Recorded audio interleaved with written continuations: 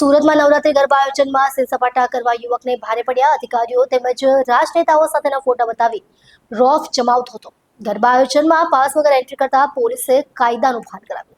નવરાત્રી ગરબા આયોજન દરમિયાન સુરત ડુમસ પોલીસે એક કેસ ઉકેલ્યો છે। પાસ વગર ગરબા મેદાનમાં જબરદસ્તીથી પ્રવેશવાનો પ્રયાસ કરનાર એક યુવકને પોલીસે કાયદાનું ભાન કરાવ્યું છે। આરોપી પર અધિકારીઓ અને નેતાઓ સાથે લીધેલા ફોટા બતાવી રોફ જમાવવાનો પણ આરોપ છે। પકડાયેલ યુવક 2 દિવસથી શહેરના એક ગરબા મેદાનમાં પાસ વગર પ્રવેશવાના પ્રયાસો કરી રહ્યો હતો। જ્યારે સુરક્ષા કર્મીઓએ તેને રોક્યો ત્યારે તેણે અધિકારીઓ અને રાજનેતાઓ સાથેના જૂના ફોટા બતાવી ધમકી આપવાનો પ્રયત્ન કર્યો। તેના વર્તન પરથી શંકા જતા મેદાનમાં સુરક્ષા અધિકારીઓએ પોલીસને માહિતી આપી હતી। પોલીસે તરત જ કાર્યવાહી કરી અને યુવકની ધરપકડ કરી હતી।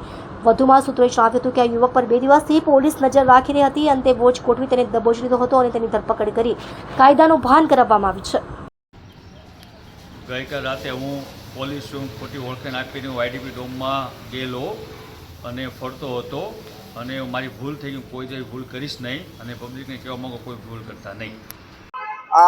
ગત 22 તારીખે જ્યારે પહેલા નોરતા પહેલા ગરબા હતા તે દિવસે અત્રના ડુમસ પોલીસ સ્ટેશન વિસ્તારમાં આવેલ વાયપીડી ક્લબ ખાતે યોજાઈ રહેલા કેસરિયા 3.5 ગરબા ખાતે એક વ્યક્તિ હાથમાં વોકી ટોકી લઈને એવી રીતે ફરી રહી હતી કે જાણે પોલીસ ડિપાર્ટમેન્ટમાં કામ કરી રહી હોય અથવા તો ત્યાં સુરક્ષા વ્યવસ્થા સંભાળી રહી હોય। આયોજકો પણ આ બાબતે માહિતગાર નહોતા અને અમોએ નોટિસ કરેલ કે પ્રી નવરાત્રિમાં પણ આ વ્યક્તિ અધિકારીઓ નજીક આવવા પ્રયત્ન કરી રહેલો હતો અને સ્ટેજ પર ફરી રહેલો હતો।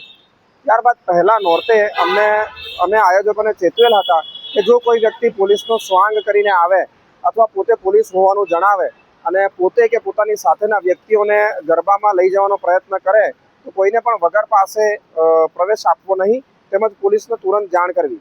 આથી જ્યારે આ વ્યક્તિ આવો પ્રયત્ન કરેલ તો અમને ગરબાના આયોજકોએ તુરંત જાણ કરેલ હતી। અમે ઓલરેડી આ વ્યક્તિની જે બોડી લેંગ્વેજ હતી એના કારણે અને એના શંકાસ્પદ વાણી વર્તનના કારણે એની પર અમે વોચ રાખી જ રહેલા હતા। આથી અમને જેવી આયોજકે જાણ કરી અમે તુરંત જ એ વ્યક્તિને પકડી પાડેલ અને એનો મોબાઈલથી અને તમામ વસ્તુ ચેક કરેલ હતી। પૂછપરછમાં તેણે જણાવેલ હતું કે તેને પોલીસની જેમ રહેવાનો ખૂબ શોખ હતો। એટલું જ નહીં પરંતુ એને સેલિબ્રિટીઝ સાથે મોટા પદાધિકારીઓ સાથે ફોટો પડાવવાનો પણ ખૂબ શોખ હતો અને આ વસ્તુ તેને મોબાઈલ ચેક કરતાં પણ જણાઈ આવેલી હતી। તેની સાથે એક વોકી ટોકી પણ મળી આવેલ હતી। એની પૂછપરછ કરતાં તેણે જણાવેલ કે તેના કોઈક મિત્રની હોટલમાંથી તેને આ બંધ વોકી ટોકી મળી આવેલ હતી અને એનો પોતાની સાથે ઉપયોગ કરી રહ્યો હતો કે જેથી તે પોલીસ જેવો દેખાવ ધારણ કરી શકે। આ આરોપીનું નામ તેણે યુવરાજ રાઠોડ જણાવેલું છે અને તેની પૂછપરછ કરતાં તેણે એવું જણાવેલું હતું કે તે હીરાના વ્યવસાય સાથે સેલિંગ કે શોર્ટિંગ એવા કોઈક વ્યવસાય સાથે એ જોડાયેલો હતો, પરંતુ આ દિવસે તે ગરબામાં જવાનો પ્રવેશ કરી રહેલો હતો અને એને પોલીસ જેવા દેખાવાનો ખૂબ શોખ હોય તેણે આવો પ્રયત્ન કરેલો।